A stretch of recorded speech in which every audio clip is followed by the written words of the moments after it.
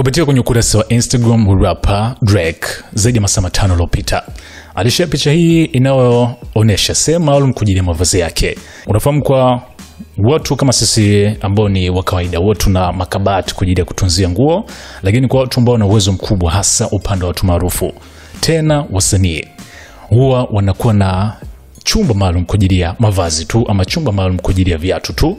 Sasa hiki ambacho amekionyesha hapa Drake ni chumba maalum kwa ajili ya mavazi, na si mavazi tu, kwa ajili ya t-shirts. Yani ukitazama kwa asilimia kubwa haya ni mavazi ya juu, na maanisha t-shirts kwa asilimia kubwa.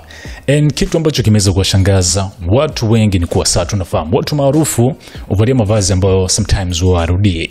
Yani kukuwa na pia kwenye public ama kwenye mitandao ya kijamii ukionekana, uwezi kuona msanii fulani ama star fulani karudia vazi fulani.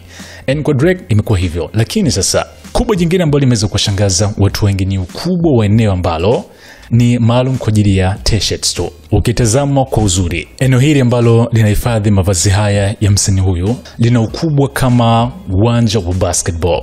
Ukitazama kwa eneo la hapa mwanzo kabisa utaona kuna hili goli la uwanja wa basketball, lakini pia ukitazama kule mwisho utaona goli hilo. So angalia hii code, angalia distance, angalia upana, ni vipimo halisi vya uwanja wa mpira wa kikapu. Yani tuseme ukiondoa mavazi, hiki ni kiwanja kwa ajili ya mchezo wa basketball. So kama ni shabiki ama umekuwa ukifuatilia mchezo huo, nadhani utakuwa unafahamu ukubwa wa uwanja, lakini sasa hujamai kama kutumia kama sehemu tu ya kuweka mavazi yake. Si mara kwanza kwa star mkubwa kama huyu kufanya hivi.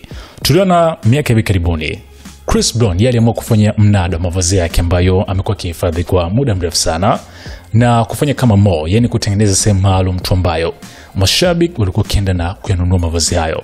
Vipi?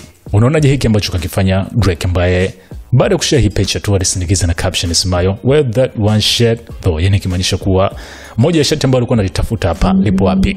Una kipi cha kusema? Hii hapa ni SNS Management.